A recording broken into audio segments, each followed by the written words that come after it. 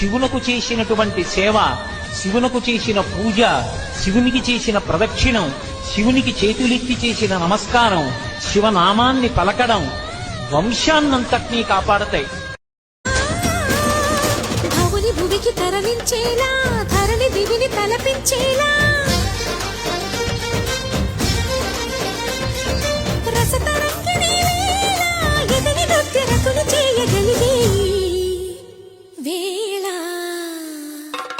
భరత వేదముగ నిరత నాట్యముగా కదిలిన పదమిది ఈశా.